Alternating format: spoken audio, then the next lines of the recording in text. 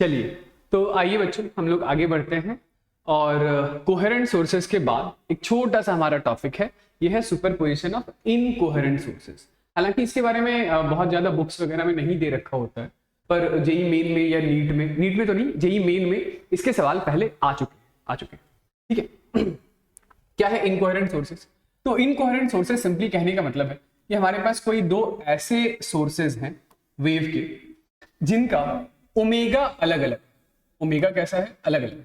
यानी पहले का ओमेगा यदि ओमेगा 1 है तो दूसरे का ओमेगा 2 होगा, ओमेगा अलग होगा।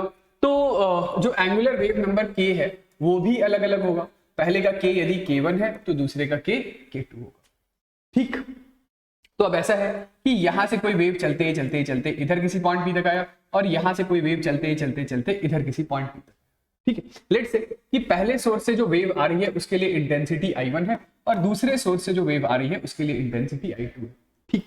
तो अब ये जो हमारा कोई पॉइंट P है, इस पॉइंट पर दोनों सोर्स से आने वाली जब वेव सुपर इंपोज होगी तो इस सुपरपोजिशन में जो दोनों वेव का फेज होगा इस पॉइंट P पर, वो समय के साथ बदलता रहेगा, वो टाइम के साथ चेंज होता रहेगा। कैसे? तो पहले सोर्स से आने वाली वेव के लिए डिस्प्लेसमेंट एक्सप्रेशन एक बार के लिए मैं y1, तो मैं y1 को क्या लिखूंगा? y1 को आप बोलेंगे, y1 को लिख लो a1 into sine of omega 1t minus times of k1 x1 plus phi naught 1। ठीक है।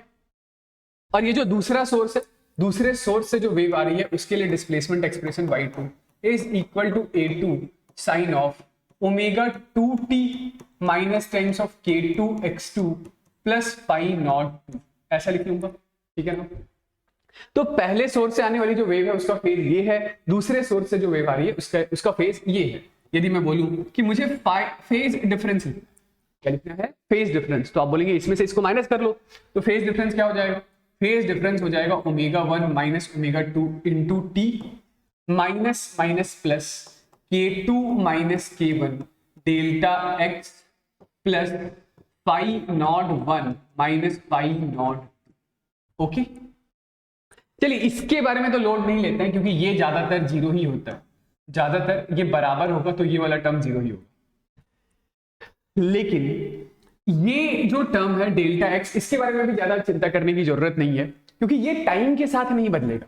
ये वाला टर्म टाइम के साथ नहीं बदलेगा। मेरे कहने का मतलब है कि ये वाला डिस्टेंस x1 है और ये वाला डिस्टेंस x2 है, तो ये तो फिर भी फिक्स्ड है ना। ओके।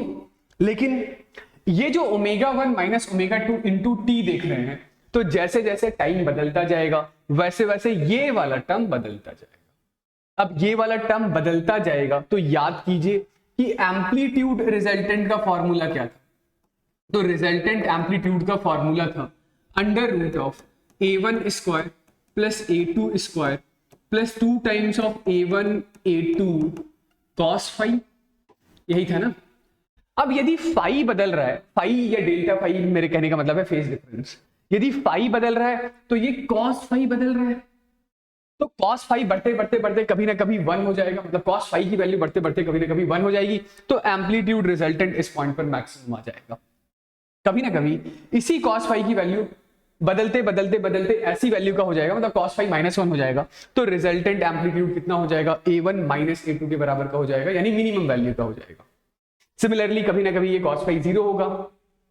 तो मेरे सिंपली कहने का मतलब ये है कि फाई के बदलने की वजह से cos फाई की वैल्यू लगातार बदलेगी, तो एम्पलीट्यूड रिजल्टेंट लगातार बदलेगा। तो इस सिचुएशन में ये जो फाई है या फेज डिफरेंस है, ये लेट से कभी 0 डिग्री का था, कभी बदलते बदलते बदलते 90 डिग्री का हो गया, कभी बदलते बदलते बदलते 180 डिग्री का हो गया, कभी बदलते बदलते बदलते 360 डिग्री का हो गया, फिर 360 के बाद ये फिर से लेट से 361 हो गया, बदलते बदलते बदलते 720 डिग्री का। तो मैं ये कहना चाह रहा हूं कि जो फाई की वैल्यू होगी वो जैसा 0 से 360 में होगा वैसा ही 361 से या 360 से 720 में होगा। As a result of which ये जो एम्पलीट्यूड की वैल्यू है, तो ये एम्पलीट्यूड रिजल्टेंट की जो वैल्यू है ये a1 माइनस a2 से लेकर a1 प्लस a2 के बीच में कंटिन्यूसली बदलता रहेगा। ठीक है। मतलब मिनिमम वैल्यू कितनी होगी? a1 माइनस a2, और मैक्सिमम वैल्यू कितनी होगी a1 प्लस a2। ये सब कुछ एक ही पॉइंट पर चल रहा है। यहां ध्यान देने वाली बात ये है कि ये सारा कार्यक्रम इसी पॉइंट पर चल रहा है। ओके, अब एम्पलीट्यूड बदलेगी तो इंटेंसिटी भी बदलेगा। तो इंटेंसिटी का रिजल्टेंट एक्सप्रेशन, इंटेंसिटी रिजल्टेंट, मैं सीधा ही लिख देता हूं कि intensity resultant I1 plus I2 minus 2 times of under root I1 I2 से लेकर I1 plus I2 plus 2 times of under root I1 I2 के बीच में कंटिन्यूअसली बदलता रहेगा। रीजन बीइंग फाई की वैल्यू लगातार बदलेगी, कॉस थीटा लगातार बदलेगा, तो इसी पॉइंट पर एम्पलीट्यूड या इंटेंसिटी लगातार बदलती रहेगी। तो अब सवाल ये उठता है कि हमें क्या दिखाई देगा यहां पर। तो ये चेंजेस लाइट के केस में या साउंड के केस में इतने रैपिड होंगे कि हमारी ह्यूमन आई या ह्यूमन ईयर उसे परसीव नहीं कर पाएगा कि कब मैक्सिमा बन रहा है, कब मिनिमा बन रहा है। समझ रहे क्या कहना चाह रहा हूं? ये होने वाले चेंजेस इतने रैपिड होंगे कि हम लोग परसीव नहीं कर सकते हैं कि कब किस इंस्टेंट पर मिनिमा बना है, किस इंस्टेंट पर मैक्सिमा बना है। जैसे एग्जांपल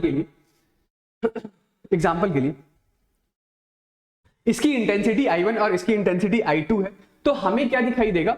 तो जवाब है हमें दिखाई देगा इंटेंसिटी की एवरेज वैल्यू। और इंटेंसिटी की average value non coherent source के केस में is just summation of intensity produced by both the sources. यानी इंटेंसिटी एवरेज क्या है? सिंपल सिंपल सिंपल, दोनों की इंटेंसिटी को जोड़ दीजिए, खत्म।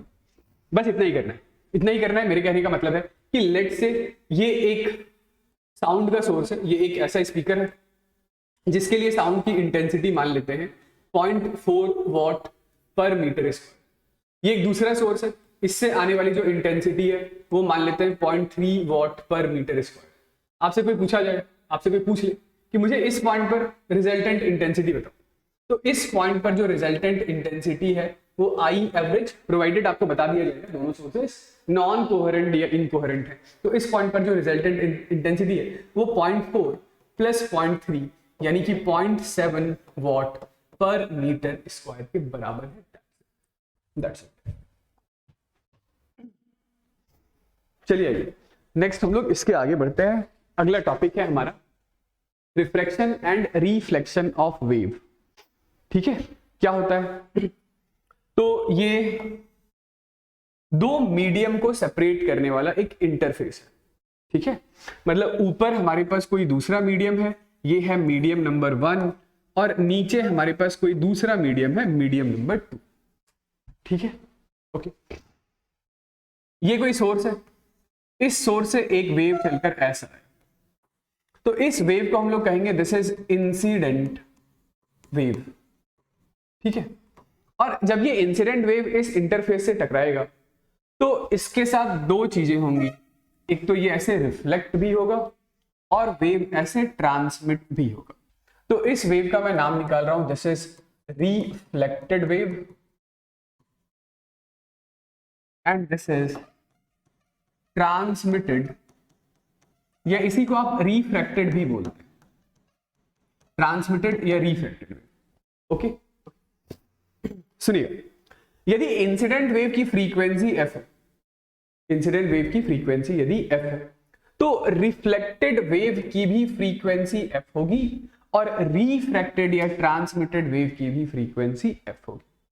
क्यों? क्योंकि फ्रीक्वेंसी डिसाइड करता है सोर्स, सोर्स डिसाइड करेगा फ्रीक्वेंसी। कहने का मतलब है कि सोर्स ने लेट से इस पॉइंट को 1 सेकंड में 5 बारी ऑसिलेट करा दिया, तो ये वाली वेव भी 1 सेकंड में 5 बारी ऑसिलेट करेगी, ये वाली वेव भी 1 सेकंड में 5 बारी ऑसिलेट करेगी। ठीक, तो फ्रीक्वेंसी किसका फंक्शन होता है? सोर्स का।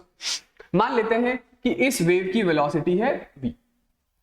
यदि इस वेव की वेलोसिटी v है तो ये रिफ्लेक्टेड वेव की भी वेलोसिटी कितनी होगी? v ही होगी। क्यों? क्योंकि वेलोसिटी किसका फंक्शन होता है? वेलोसिटी मीडियम का फंक्शन होता है। जैसे ही मीडियम चेंज होगा तभी तो वेलोसिटी चेंज होगा, है ना? तो ये जो रिफ्रैक्टेड या ट्रांसमिटेड वेव है इसकी वेलोसिटी मैं लिख देता हूं v डैश। इसकी वेलोसिटी क्या लिख देते हैं? v dash. ठीक है, अब आपको पता है कि वेलोसिटी इज इक्वल टू क्या होता है? तो फ्रीक्वेंसी इनटू वेवलेंथ होता है। तो नेक्स्ट मैं ये बोलूंगा कि इसका वेवलेंथ आप लैम्डा मान लीजिए, तो इसका भी वेवलेंथ लैम्डा ही होगा, लेकिन इसका वेवलेंथ लैम्डा नहीं होगा, इसका वेवलेंथ लैम्डा डैश। ओके, क्योंकि भाई वेलोसिटी बदल गया ना, फ्रीक्वेंसी सेम है, तो ऑब्वियसली क्या बदला होगा, वेवलेंथ में वेवलेंथ चेंज हुआ होगा। ठीक है, वेवलेंथ चेंज हुआ होगा। ओके, तो एक दो बातें हैं इसके कॉन्टेक्स्ट में, वही आप याद रखिएगा, क्या कि frequency of wave, frequency of a wave depends on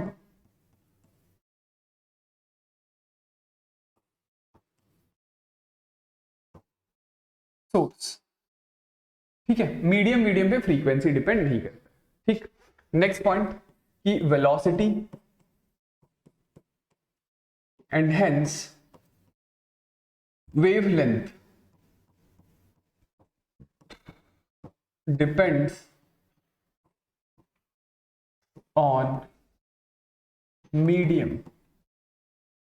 ठीक है, इस पर डिपेंड करेगा, मीडियम पर। ओके, एनर्जी के बारे में भी कमेंट कर लें क्या, कि यदि इंसिडेंट वेव की एनर्जी ई आई है, इंसिडेंट की एनर्जी कितनी है, ई आई, तो रिफ्लेक्टेड की एनर्जी मैं ई आर लिख देता हूं और ट्रांसमिटेड की एनर्जी ई टी लिख देता हूं। तो बाई एनर्जी कंजर्वेशन क्या बोलूंगा बताइए, कि energy of incident is equal to energy of reflected plus energy of transmitted, यही होगा ना।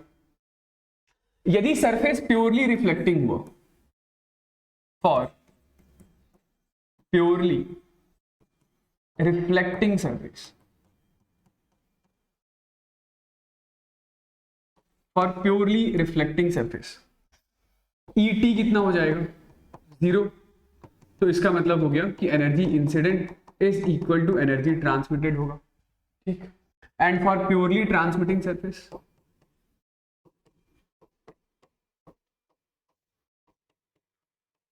फॉर प्योरली ट्रांसमिटिंग सरफेस जो एनर्जी इंसिडेंट होगा, ठीक है, मतलब सारी की सारी एनर्जी ट्रांसमिटिंग सरफेस कहने का मतलब क्या है कि ट्रांसमिट हो गई, यानी कि एनर्जी ऑफ रिफ्लेक्टेड कितना होगा, 0। तो energy incident is equal to energy transmitted. अरे ये उल्टा लिख दिया क्या, for purely reflecting surface, sorry,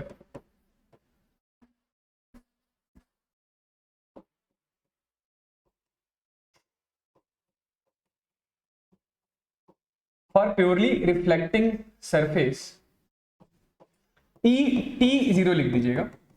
तो इसका मतलब ये हुआ कि energy incident will be equals to energy reflected होगा। ठीक है, और ट्रांसमिटिंग में रिफ्लेक्शन 0 हो गया, तो energy incident is equal to energy transmitted हो जाएगा। ठीक है ना, ओके, कोई दिक्कत वाली बात नहीं। हाँ, तो ये एक बात ध्यान रखिएगा कि जो वेलोसिटी का रेशियो होगा, यानी कि v डैश बाई v, वो किसके बराबर होगा, तो वही वेवलेंथ के रेशियो के बराबर होगा, क्योंकि velocity is equal to frequency into wavelength. Frequency change हुआ नहीं, तो जो wavelength transmitted to the wavelength incident होगा, वही velocity transmitted to the velocity incident होगा। ओके ओके ओके, चलिए।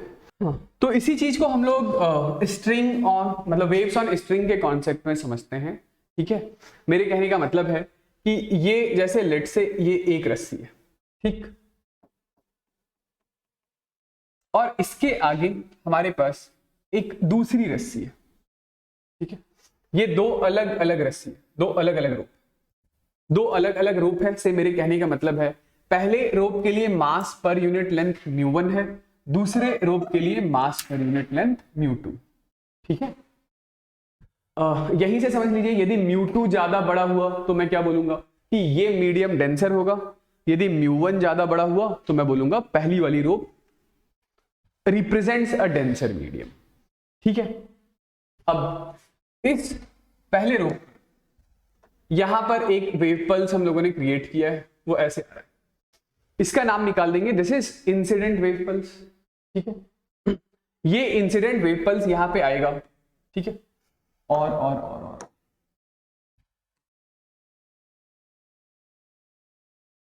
इस सरफेस से क्या होगा, तो सरफेस से फिर रिफ्रैक्शन भी होगा और रिफ्लेक्शन भी होगा, यानी कि यहां से एक वेव पल्स ऐसे जारी होगी, फिर उसके बाद एक वेव पल्स ऐसे जारी होगी। ठीक, this is our reflected wave, और इसका नाम निकाल देते हैं, दिस इज ट्रांसमिटेड। ठीक है भाई, ओके। चलिए एक बार के लिए सबकी इक्वेशन लिख लेते हैं। तो इंसिडेंट वेव के लिए क्या लिखेंगे, डिस्प्लेसमेंट एक्सप्रेशन, तो y incident is equal to amplitude of incident wave ai into sine of omega t minus times of k x. ठीक है, ये एक उस प्लेन प्रोग्रेसिव वेव की इक्वेशन है जो कि पॉजिटिव एक्स एक्सिस की दिशा में चल रहा है। ओके, तो चलिए जरा बताइए कि रिफ्लेक्टेड वेव के लिए आप क्या लिखेंगे इक्वेशन। तो रिफ्लेक्टेड वेव के लिए डिस्प्लेसमेंट एक्सप्रेशन हो जाएगा एम्पलीट्यूड ऑफ रिफ्लेक्टेड वेव, नहीं पता निकालेंगे भी, ठीक है, इनटू साइन ऑफ ओमेगा, तो सेम रहेगा, ओमेगा सेम रहेगा क्योंकि ये उसी मीडियम में है, उसी मीडियम में है तो वेलोसिटी सेम है, ठीक है, वेवलेंथ सेम है, तो ये ओमेगा इंटू टी। अब ये देखिए, ये वाली वेव तो पॉजिटिव एक्स एक्सिस के लॉन्ग ट्रैवल कर रही थी और ये वाली वेव नेगेटिव एक्स एक्सिस के लॉन्ग ट्रैवल कर रही है, तो इसके लिए डिस्प्लेसमेंट एक्सप्रेशन क्या हो जाएगा, प्लस टाइम्स ऑफ के सेम रहेगा, क्या के भी सेम रहेगा, मतलब ओमेगा तो एनी विच वे सेम रहता है, ओमेगा इज 2 पाई एफ होता है, फ्रीक्वेंसी तो कभी बदली नहीं। ये वेव मतलब ये इंसिडेंट वेव जिस मीडियम में है, रिफ्लेक्टेड उसी मीडियम में, तो वेलोसिटी सेम है, तो के क्या रहेगा, के सेम रहेगा, प्लस के एक्स लिख दूंगा बस। ठीक है, ओके। चलिए ट्रांसमिटेड वेव के लिए इक्वेशन बताइए। तो ट्रांसमिटेड वेव के लिए amplitude of transmitted wave eighty into sine of omega t minus times of के डैश एक्स लिख देता हूं। ठीक है, के डैश क्यों लिख दिया, क्योंकि वेव जब एक साइड से दूसरी साइड पहुंची तो उसकी वेलोसिटी बदल गई होगी, वेलोसिटी बदल जाएगी तो के बदल जाएगा, वेवलेंथ बदल जाएगा। ठीक है, चलिए एक बार के लिए इस वेव की वेलोसिटी हम लोग v1 मान लेते हैं, तो इसकी भी वेलोसिटी v1 होगी और इसकी वेलोसिटी v2। ठीक है, अब पंगा ये है कि चलिए के डैश तो आप लिख लेंगे, ये एम्पलीट्यूड ऑफ रिफ्लेक्टेड और ट्रांसमिटेड कैसे लिखेंगे। ठीक है, तो वैसे तो मैं फिर से बता दूं, हमारे काम का जेई मेन या नीट के लिए सिर्फ एंड रिजल्ट होता है। मैं चाहूं तो एक बार के लिए रिफ्लेक्टेड और ट्रांसमिटेड का सीधा फॉर्मूला भी लिख सकता हूं, लेकिन मैं एक बार के लिए डिराइव करके दिखा देता हूं, ठीक है, कि कहां से आता है ये। तो ये जो सेक्शन है, ये वाला सेक्शन, मैं इसको थोड़ा सा मैग्नीफाई करके दिखाता हूं। देखिए ये जो पोजीशन है, इस पोजीशन का नाम एक बार के लिए रख दीजिए x इज इक्वल टू 0। ठीक है, इस पोजीशन का नाम, इसके ठीक साइड आगे, इसके ठीक आगे कौन सी वेव है, ट्रांसमिटेड वेव है। ठीक है ना, तो अब ये बताइए कि ये जो दूसरी रस्सी थी, यानी जिसका रिफ्रैक्टिव इंडेक्स μ2 था, ये इस दूसरी रस्सी में किसी भी पॉइंट का डिस्प्लेसमेंट कौन डिसाइड करेगा, कौन गवर्न करेगा, तो वो ट्रांसमिटेड वेव डिसाइड करेगी, क्योंकि रस्सी के इस साइड तो सिर्फ और सिर्फ ट्रांसमिटेड वेव ही है ना। तो मैं ये कहना चाह रहा हूं कि इधर मैं किसी पॉइंट का नाम निकाल देता हूं, पॉइंट नंबर 1। यदि मुझे इस पॉइंट नंबर 1 के लिए डिस्प्लेसमेंट एक्सप्रेशन लिखना है, तो वो डिस्प्लेसमेंट एक्सप्रेशन डिसाइड करने वाला सिर्फ ट्रांसमिटेड वेव है। ये जो पॉइंट नंबर 1 है, ये x इज इक्वल टू 0 के जस्ट आगे, जस्ट, ठीक है, जस्ट आगे। तो इस पॉइंट नंबर 1 का जो डिस्प्लेसमेंट एक्सप्रेशन है y1, ये मैं क्या लिखूंगा, ये यहां ऑलरेडी लिख ही रखा था, this is 80 into sine of omega T लिख दूंगा। x इज इक्वल टू 0 के जस्ट आगे है, तो x की वैल्यू 0 ही ले लेते हैं। समझ गई वाली बात, ठीक है। लेकिन ये यहां पर कोई पॉइंट है, उसका नाम पॉइंट नंबर 2 निकाल देते हैं। ये 2x इज इक्वल टू 0 के जस्ट पहले, जस्ट पहले, ठीक है। अब वहां पे किसी पॉइंट का जो डिस्प्लेसमेंट एक्सप्रेशन होगा, डिस्प्लेसमेंट जो होगा वो कौन डिसाइड करेगा, तो वहां पर तो दोनों वेव होगी, एक इंसिडेंट वेव भी आया होगा, दूसरा रिफ्लेक्टेड वेव भी होगी। तो क्या मैं ऐसा बोल दूं कि पॉइंट नंबर 2 का जो डिस्प्लेसमेंट एक्सप्रेशन है वो दोनों लोग गवर्न करेंगे, इंसिडेंट भी करेगा, रिफ्लेक्टेड भी करेगा। आनी बात समझ क्या कहना चाह रहा हूं। तो पॉइंट नंबर 2 का जो डिस्प्लेसमेंट एक्सप्रेशन होगा, बताइए वो क्या लिखेंगे, तो वो this is equal to amplitude of incident into sine of omega t, ठीक है, plus plus plus amplitude of reflected into sine of omega t. क्या ये वाली बात समझ आ रही है? ठीक है, ओके। ये दोनों पॉइंट जो है वो जीरो के जस्ट क्लोजर ही है, मतलब एक आगे है एक पीछे है, ठीक है। तो क्या मैं ऐसा बोल दूं कि किसी इंस्टेंट पर, मतलब ऐसा नहीं है कि दोनों में बहुत ज्यादा जमीन आसमान का अंतर है, रस्सी तो कंटिन्यूअस है, मतलब एक ही रस्सी है, ठीक है। तो किसी इंस्टेंट पर जो पॉइंट 1 का डिस्प्लेसमेंट होगा वही पॉइंट 2 का डिस्प्लेसमेंट होगा। यदि 1 और 2 के डिस्प्लेसमेंट में बहुत बड़ा अंतर होगा, इसका मतलब है कि रस्सी टूट चुकी है, लेकिन रस्सी टूटी नहीं है, रस्सी एक कंटिन्यूअस रस्सी है, कंटिन्यूअस रस्सी है। समझ में आ रही है बात क्या कहना चाह रहा हूं? मैं ये कहना चाह रहा हूं कि किसी इंस्टेंट पर जो y1 होगा वही y2, क्योंकि एक कंटिन्यूअस रस्सी है, ठीक है। तो मैं ऐसा लिख दूं कि y1 is equal to y2, तो sine omega t cancel out हो जाएगा और ट्रांसमिटेड का amplitude is equal to incident का एम्पलीट्यूड प्लस रिफ्लेक्टेड का एम्पलीट्यूड। ठीक है, बताइए इक्वेशन नंबर 1 समझ आ गया? इसी को आप कंटिन्यूटी इक्वेशन भी बोल सकते हैं। This is continuity equation, okay, ठीक है। चलिए, अननोन तो हमारे पास दो हैं, एक इक्वेशन बना लिया हम लोगों ने, एक और इक्वेशन बनाना पड़ेगा, ठीक है। तो दूसरा इक्वेशन बनाने के हमारे पास दो तरीके हैं। दूसरा इक्वेशन ऐसे बनाते हैं हम लोग, सुनिएगा। सेकेंड इक्वेशन के लिए किसी इंस्टेंट पर मान लेते हैं कि ये जो रोप है, ये रोप हॉरिजॉन्टल के साथ कुछ एंगल बना रहा है, ये जो रोप है ये हॉरिजॉन्टल के साथ कुछ एंगल बना रहा है। तो ये याद है ना कि इसको हम लोगों ने यदि x के रेस्पेक्ट में डिफरेंशिएट किया था, del y by del x. एक बार जैसे टाइम के रेस्पेक्ट में डिफरेंशिएट करते हैं अपने इस एक्सप्रेशन को, तो वो वेलोसिटी ऑफ पार्टिकल आता है, और यदि x के रेस्पेक्ट में डिफरेंशिएट किया हुआ होता तो वो स्लोप ऑफ टेंजेंट आता, ठीक। तो मैं ये कहना चाह रहा था कि यदि ये रोप को आप थोड़ा मैग्नीफाई करके देखें, लेट्स एक बार के लिए मान लीजिए रोप ऐसा, तो ये 1 और 2 बिल्कुल आस पड़ोस के पॉइंट है, बिल्कुल आस पड़ोस के। ये x इज इक्वल टू 0 है, इधर है आपका पॉइंट नंबर 2, इधर है आपका पॉइंट नंबर 1।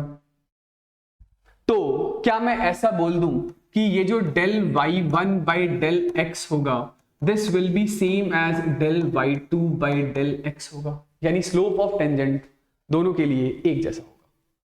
फिर से वही लॉजिक है कि रस्सी आपकी कंटिन्यूअस है तो स्लोप भी तो एक ही जैसा होगा, ओके।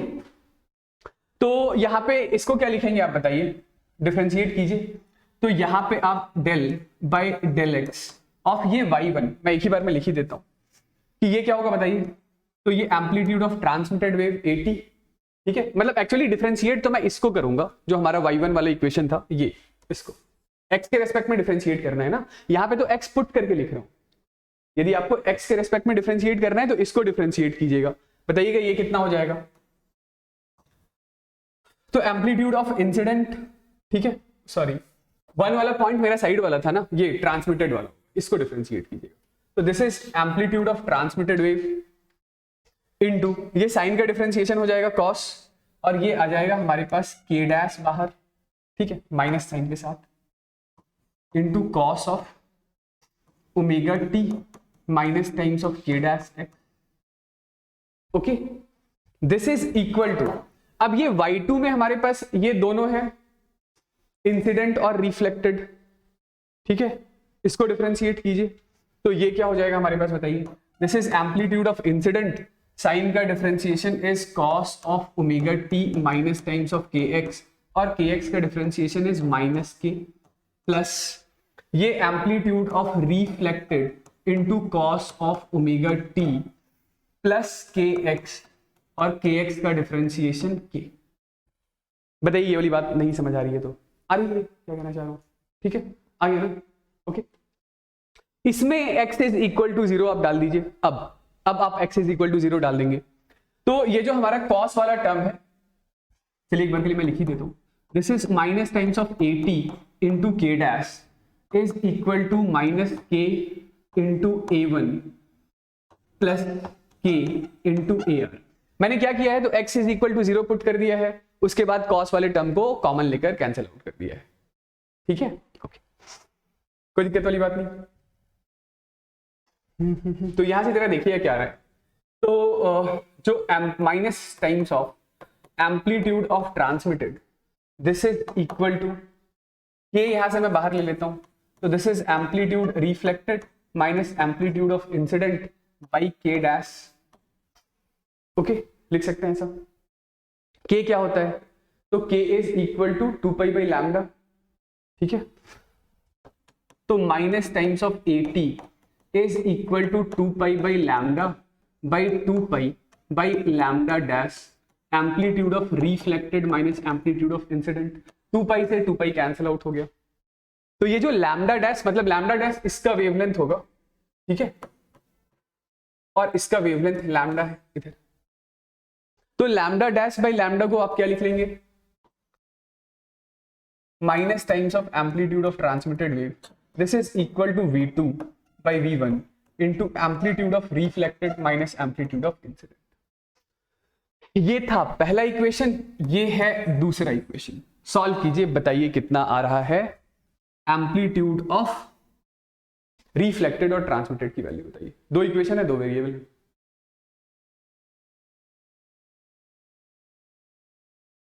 तो इन दोनों इक्वेशनों को जब आप सॉल्व करेंगे तो यहां से एम्पलीट्यूड ऑफ ट्रांसमिटेड आपके पास आ जाएगा, this is 2 times of V2 upon V1 plus V2 into amplitude of incident, और जो एम्पलीट्यूड ऑफ रिफ्लेक्टेड होगा this is V2 minus V1 divided by V1 plus V2 into amplitude of incident wave. यदि आपको derivation थोड़ा मुश्किल लगा तो derivation आप चाहें तो स्किप भी कर सकते हैं, ठीक है। आपके सारे सवाल बस इसी रिजल्ट से बन जाएंगे, ठीक है। जेई मेन टाइप के, हो सकता है एडवांस के किसी सवाल में डेरिवेशन का कोई कॉन्सेप्ट यूज हो जाए तो वो अलग बात है, ठीक है। ये एंड रिजल्ट आपको याद रखना ही रखना है, दिस इज मस्ट, ठीक है। मैं एक छोटी सी बात और कर लेता हूं, ये जो दूसरा इक्वेशन हम लोगों ने बनाया था ना स्लोप इक्वेट करके, आप चाहें तो उसी दूसरे इक्वेशन को एक बार होमवर्क में ट्राई कीजिएगा, दूसरे इक्वेशन को निकालने का।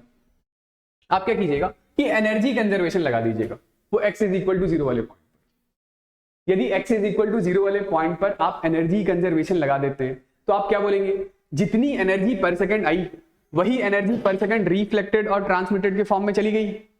तो आप क्या बोलेंगे कि जो पावर इंसिडेंट होगा that is equal to power reflected plus power transmitted होगा, है ना।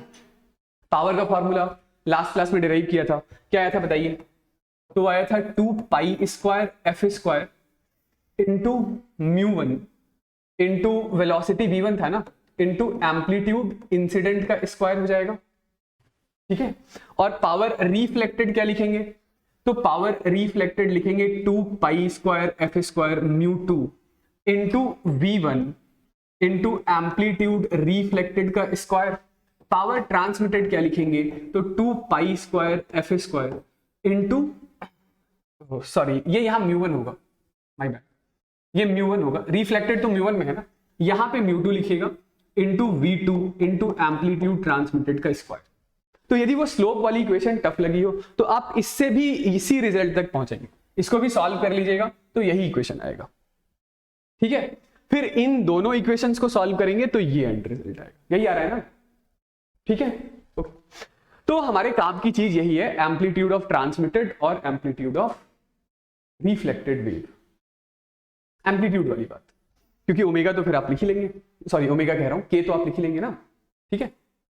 वेलोसिटी दे रखा होगा। तो कुछ नोटिस किया आपने कि ये जो ट्रांसमिटेड वेव है, ट्रांसमिटेड वेव का एम्पलीट्यूड हमेशा पॉजिटिव ही है, ठीक है, ये तो हमेशा पॉजिटिव ही रहेगा।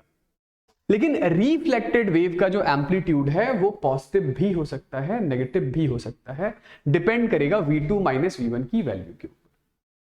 कहने का मतलब है कि V2 बड़ा हुआ तो रिफ्लेक्टेड वेव का भी एम्पलीट्यूड पॉजिटिव आएगा, और यदि ट्रांसमिटेड, मेरे कहने का मतलब है V2 के बारे में बात करें, V2 माइनस V1 यदि पॉजिटिव हुआ तो रिफ्लेक्टेड पॉजिटिव होगा, और V2 माइनस V1 नेगेटिव हुआ तो वो भी नेगेटिव हो जाएगा। उसका भी अपना सिग्निफिकेंस है, उसके बारे में हम लोग बात करते हैं। अभी एक बार के लिए फॉर्मूला समझ आ गया क्या, आ गया ना, ठीक है। चलिए आइए आगे बढ़ते हैं। चलिए पहला सवाल है, मैं आपको बताता हूं। तो ये आपको दिखाई दे रहा है एक इंटरफेस जैसी चीज, ठीक है, इसी चीज को हम लोग x इज इक्वल टू 0 मान रहे थे। इसके दो साइड पर दो अलग अलग टाइप की रस्सी है। एक रस्सी ऐसी है जिसके लिए मास पर यूनिट लेंथ 4 म्यू है, दूसरी रस्सी ऐसी है जिसके लिए मास पर यूनिट लेंथ म्यू है। लेकिन ये जो 4 म्यू या म्यू है ये बहुत ज्यादा बड़ी बड़ी वैल्यू का नहीं होता है, जिसकी वजह से आप पूरे स्ट्रिंग में टेंशन एक जैसा ले सकते हैं। पूरे स्ट्रिंग में टेंशन कैसा ले सकते हैं? एक जैसा ले सकते हैं। समझ रहे हैं? मतलब जो टेंशन यहां है वही यहां है, वही यहां है, वही यहां है, वही यहां। मतलब जो मास पर यूनिट लेंथ होता है, जैसे आपने कुछ 2-4 सवाल भी बनाए तो उसमें किस ऑर्डर का था, तो ये जो रस्सी का मास है वो ग्राम मिलीग्राम ऐसे ही ऑर्डर का होता है ना। तो जिसकी वजह से मैं ये कहना चाह रहा हूं कि टेंशन पूरी रस्सी में एक जैसा आप ले सकते हैं, कोई बुराई नहीं। ठीक है, चलिए तो यहां पे हम लोग वेलोसिटी मान लेते हैं v1। v1 क्या लिखेंगे बताइए? तो velocity v1 is equal to under root of t upon 4 mu होगा। ठीक है, और ये जो ट्रांसमिटेड वेव यहां पर चलेगी उस ट्रांसमिटेड वेव की वेलोसिटी हम लोग मान लेते हैं v2। तो v2 क्या लिखेंगे बताइए? v2 लिखेंगे under root of t by mu. Okay, alright. तो यदि आपने एक बार के लिए इस चीज को बोल दिया कि let's say this is v, तो इसको क्या बोल देंगे बताइए? v बाई 2 है ना। तो ध्यान रखिएगा कि ये हम लोगों ने v2 बोला था हमेशा अपने फॉर्मूले में। मैं एक बार फिर से इस बात को बता देता हूं कि v2 हमेशा वो वाली वेलोसिटी है जो दूसरी साइड जा रही है, ट्रांसमिटेड वेव, और v1 हमेशा वो वाली वेलोसिटी है जो इंसिडेंट वेव है। ठीक है, इसमें कोई कंफ्यूजन नहीं है। ऑलराइट। चलिए वेलोसिटी आ गया। तो अब ये बताइए कि ये हमारे पास जो इंसिडेंट वेव है, ये इंसिडेंट वेव का एम्पलीट्यूड हमें a दे रखा है। इंसिडेंट वेव का एम्पलीट्यूड कितना दे रखा है? a दे रखा है। तो जो रिफ्लेक्टेड वेव यहां पर बनेगी उस रिफ्लेक्टेड वेव के लिए डिस्प्लेसमेंट एक्सप्रेशन क्या लिखेंगे? तो रिफ्लेक्टेड वेव के लिए डिस्प्लेसमेंट एक्सप्रेशन होगा amplitude of reflected wave into sine of omega t plus k x. यही होगा ना? ठीक है, चलिए आइए एम्पलीट्यूड ऑफ रिफ्लेक्टेड वेव निकालते हैं। तो एम्पलीट्यूड ऑफ रिफ्लेक्टेड वेव का फॉर्मूला क्या था? एम्पलीट्यूड ऑफ रिफ्लेक्टेड वेव का फॉर्मूला था v2 minus v1 upon v1 plus v2 into amplitude of incident wave. तो v2 है हमारे पास v और v1 है हमारे पास v बाई 2 और v1 प्लस v2 यानी कि v plus v by 2 into amplitude of incident wave है a। तो ये हमारे पास आ रहा है v by 2 by 3v by 2 into a। कितना आ गया ये? 3v बाई 2 लिखना था, 3v by 2 into amplitude of incident wave. ये कैंसिल, ठीक है, ये a बाई 3 आ गया ना, a बाई 3। तो क्या हो गया? Amplitude of displacement expression of reflected wave. तो this is equal to a by 3 into sine of omega t plus k x. ठीक, बताइए ये जो ट्रांसमिटेड वेव है, तो इस ट्रांसमिटेड वेव के लिए एम्पलीट्यूड कितना होगा?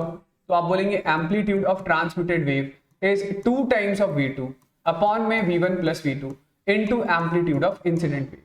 तो ये 2 v2 की जगह मैंने लिख दिया v और v1 प्लस v2 यानी कि 3v by 2 into amplitude of incident, v से v मारा गया, तो ये आ रहा है 4a बाई 3। ठीक है, 4a बाई 3। ठीक है, ऑलराइट। ठीक है, अच्छा ये जो वेलोसिटी ऑफ वेव है, तो ये velocity is equal to omega by k होता है ना। ठीक है, तो यहां पे ये जो k है, ये इस मीडियम में k कितना है? तो इस मीडियम में k is equal to omega by v है। सॉरी, v नहीं, ये v बाई 2 है। ओके, तो इस मीडियम में जो हम लोग k डैश लिखेंगे वो कितना होगा? तो वो k dash is equal to omega, तो ओमेगा ही रहेगा डिवाइडेड बाई v। तो सवाल में ये देखिए ये k लिख रखा है, यानी 2 times of omega by v यदि k है तो ओमेगा बाई v कितना होगा? 2k। तो इसकी वैल्यू कितनी है भाई? समझे नहीं क्या? अरे नहीं भाई, ये ओमेगा बाई ये v बाई 2 है ना, यहां पे वेलोसिटी कितनी है? यहां पे वेलोसिटी v बाई 2 है। तो इस पूरी चीज को हम लोगों ने क्या नाम दिया? k। तो यहां पे k कितना, k डैश कितना होगा? भाई ओमेगा बाई वी की वैल्यू कितनी है, k is equal to omega into 2 by v है ना, तो k डैश तो k बाई 2 होगा ना, ठीक, नहीं समझ रहे, समझ गए ना, ठीक। तो इसके लिए जो इक्वेशन होगा वो इक्वेशन कितना लिखेंगे बताइए, तो displacement expression of transmitted wave, चलिए फटाफट बताइए। तो ये हमारे पास जो एम्पलीट्यूड था वो है हमारे पास 4a/3 into sine of omega t minus times of k dash x, k dash की जगह क्या लिख देंगे k/2 इंटू x, ये लीजिए, ये ट्रांसमिटेड वेव, ठीक है, क्लियर। यदि ये समझ आ गया तो फिर नेक्स्ट ये वाला बताइए। तो इंसिडेंट वेव के लिए डिस्प्लेसमेंट एक्सप्रेशन दे रखा है कि ये है हमारे पास, जो अगला सवाल है उसमें ये है कि इंसिडेंट वेव की इक्वेशन दे रखी है, this is equal to a times of sine of omega t minus kx, ठीक। तो एक वेव यहां से ऐसे रिफ्लेक्ट होकर जाएगी और एक वेव यहां से ऐसे ट्रांसमिट, ओके। v1 की वैल्यू कितनी होगी, तो v1 is equal to under root of t by mu होगा, और v2 की वैल्यू कितनी होगी, तो v2 is equal to under root of t by 9 mu होगा, यानी v2 कितना होगा, तो v2 तो v/3 के बराबर, ठीक है। हमें पता है कि ये जो वेलोसिटी है this is equal to omega by k होता है, तो k is equal to omega by, ये हम लोगों ने v1 को v मान लिया, v1 को कितना लिख लिया है, v लिख लिया। तो अब यहाँ पे जो k डैश होगा दूसरे मीडियम में वो कितना होगा, ओमेगा बाई v/3, ठीक है, यानी कि ये कितना होगा, तो k dash is equal to 3k होगा, राइट। k डैश भी आ गया, वेलोसिटी भी आ गया, तो फटाफट बताइए कि ये एम्पलीट्यूड ऑफ ट्रांसमिटेड वेव क्या होगा, तो amplitude of transmitted wave is 2 times of v2 upon v1 plus v2 into amplitude of incident wave. तो ये v2 कितना है, v2 है v/3 divided by v plus v/3, कितना आ रहा है इंटू एम्पलीट्यूड ऑफ इंसिडेंट, तो दिस इज 2v/3 बाई, ये है हमारे पास 4v/3, ठीक है, कितना आ गया ये 1/2, एम्पलीट्यूड ऑफ ट्रांसमिटेड a/2 आ रहा है, ठीक है। तो इसके लिए जो डिस्प्लेसमेंट एक्सप्रेशन होगा, that displacement expression is equal to a/2 into sine of omega t minus k dash, k dash कितना था, तो k डैश था 3k इंटू x, ठीक। इसी तरीके से ये निकाल लिया होगा एम्पलीट्यूड ऑफ रिफ्लेक्टेड, तो amplitude of reflected is equal to v2 minus v1 करेंगे, ठीक है, यानी v/3 minus v by v/3 plus v, यानी कि 4v/3, तो ये कितना आ रहा है, ये तो minus 2v/3 into amplitude of incident भी है बाई 4v/3, कितना आ रहा है ये minus a/2, yes minus a/2 आ गया, ठीक है, कितना आ गया, माइनस a/2 आ गया। तो इक्वेशन क्या लिखेंगे इसके लिए, जो displacement expression of reflected wave है, this is minus a/2 into sine of omega t plus kx, ठीक है। तो ये कुछ समझ आया कि ये पहला वाला मीडियम कैसा था, इसको रेयरर बोल सकते हैं, उसके आगे वाला मीडियम कैसा है, डेंसर है। तो जब कभी भी कोई वेव एक रेयरर से डेंसर मीडियम में आ रही होगी, रेयरर से डेंसर मीडियम में आ रही होगी, तो वेलोसिटी तो घट जाएगा, क्योंकि हमें पता है कि मीडियम जितना रेयरर होता है वेलोसिटी उतनी ज्यादा होती है, डेंसर जितना मीडियम जितना डेंसर होगा तो वेलोसिटी उतनी कम होगी, वेलोसिटी उतनी कम होगी तो ये वाला टर्म नेगेटिव बन जाएगा, ये वाला टर्म नेगेटिव बन जाएगा, तो रिफ्लेक्टेड वेव का एम्पलीट्यूड नेगेटिव आ रहा है, इस बात का मतलब समझ रहे हैं। देखिए इसी को आप ऐसा भी लिख सकते हैं चाहे तो, कि ये displacement expression of reflected wave this is equal to a/2 into sine of omega t plus kx plus pi या 180 degree, sine 180 plus theta is minus sine theta होता है, ठीक है ना, ओके। तो इसी बात को हम लोग ऐसे भी कहते हैं कि जब कोई वेव रेयरर से डेंसर मीडियम में जाती है तो उसका फेज चेंज हो जाता है, मतलब आउट ऑफ फेज चली जाती है, फेज दोनों में, जो इंसिडेंट वेव है, इंसिडेंट और ये रिफ्लेक्टेड में जो फेज का डिफरेंस है वो कितने का है, पाई का, भाई वो kx या माइनस kx तो डायरेक्शन की वजह से आ रहा है ना, ठीक। तो हम लोग ये कहेंगे कि जो रिफ्लेक्टेड वेव है ना, it is out of phase, ठीक है।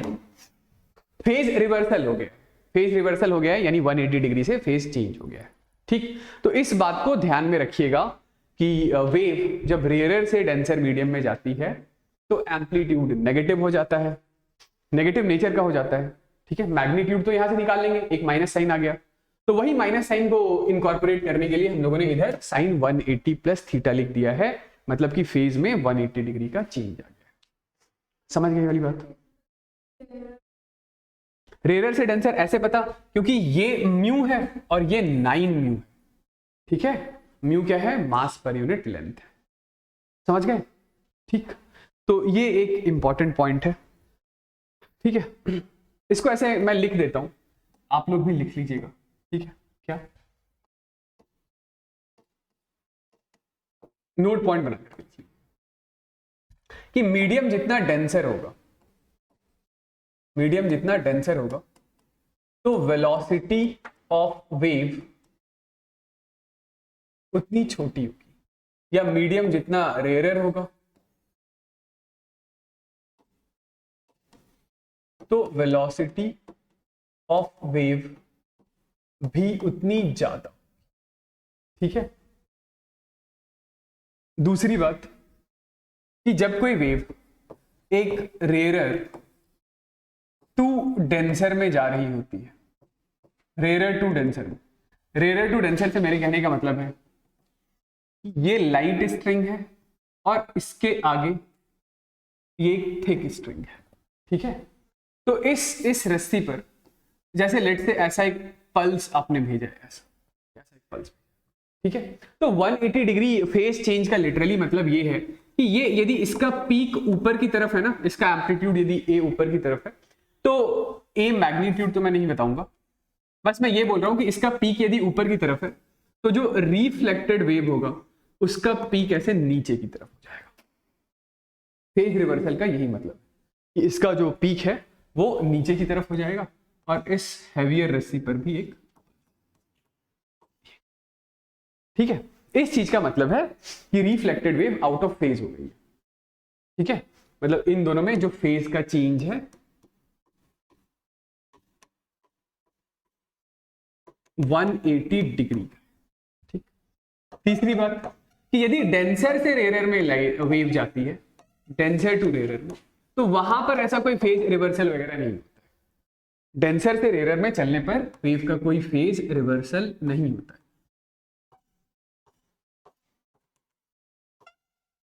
ये वेव पल्स ऐसा जा रहा है तो रिफ्रैक्टेड वेव पल्स भी ऐसा, यानी उसका पीक भी ऊपर ही रहेगा ऐसे।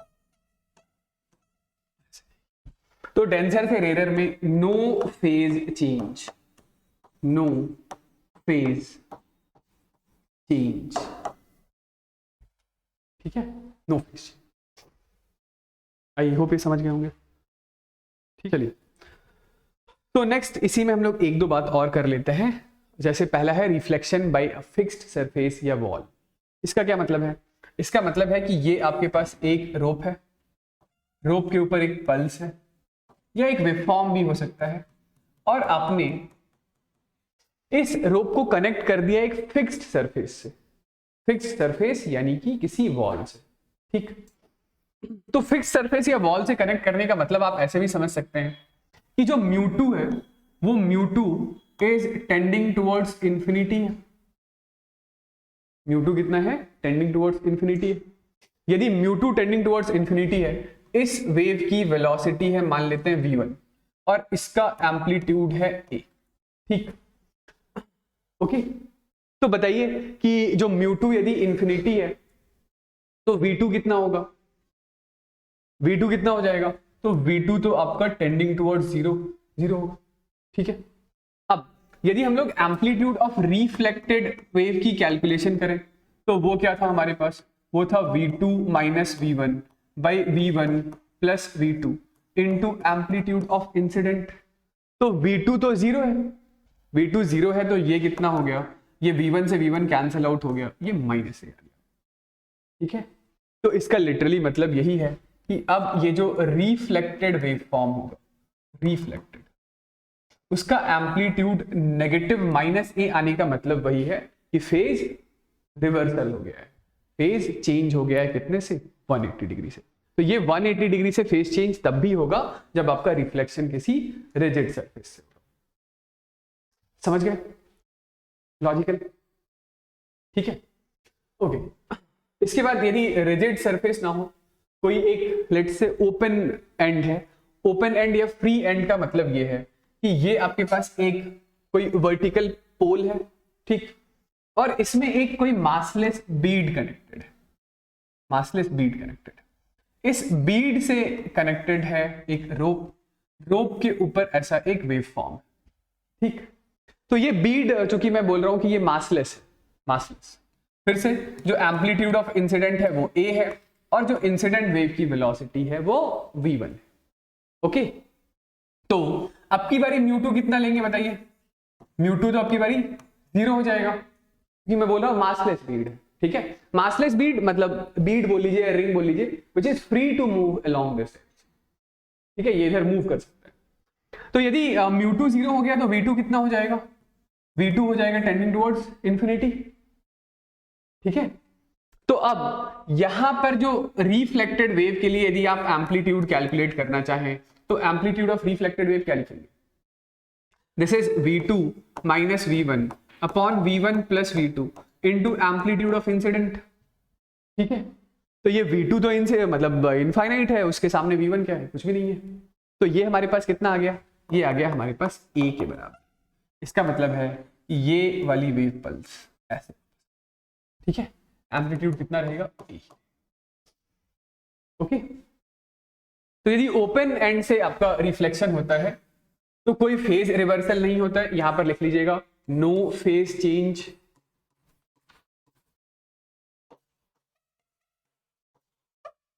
और यहां पे लिख लीजिएगा ये जो इसके पिछले वाला था, यहां पे लिख लीजिएगा phase change, phase changes by 180 degree, ठीक है, सही है। इतना ही नहीं, जब इस समय जब सुपरपोजिशन हुआ होगा यहां पर, ठीक है, मतलब जहां पे ये जो रिफ्लेक्टेड वेव है ये जब फॉर्म हुई है जिस इंस्टेंट पे, तो वहां पे हमें पता था, जैसे इसी का नाम x इज इक्वल टू 0 वाला पॉइंट में दे रहा था, और मैं क्या कहना चाह रहा था कि जो जिसका नाम पॉइंट नंबर 2 दिया था हम लोगों ने अपने डेरिवेशन में, तो यहां पे दोनों ही वेव का कंट्रीब्यूशन होता है। तो देखिएगा जिस समय ये यहां पर वेव पहुंची होगी तो उस समय पर इसका एम्पलीट्यूड 2a के बराबर हुआ। ऐसा मैं इसलिए कह रहा हूं क्योंकि इस पोल के जस्ट लेफ्ट पर जब एक इंसिडेंट वेव भी रहा होगा, रिफ्लेक्टेड वेव भी रहा होगा, तो दोनों का कंट्रीब्यूशन होगा ना इस पॉइंट पर, तो दोनों का एम्पलीट्यूड एक ही दिशा में है, तो उस इंस्टेंट पर एम्पलीट्यूड मतलब ये जो बीड है वो इस पोजीशन से 2a डिस्टेंस ऊपर उठ गया होगा, ठीक है। फिर उसके बाद ये बीड उसी पोजीशन पर आ जाएगा और वेव a एम्पलीट्यूड के साथ पीछे आ जाएगी, ठीक है। कोई दिक्कत वाली बात नहीं ना?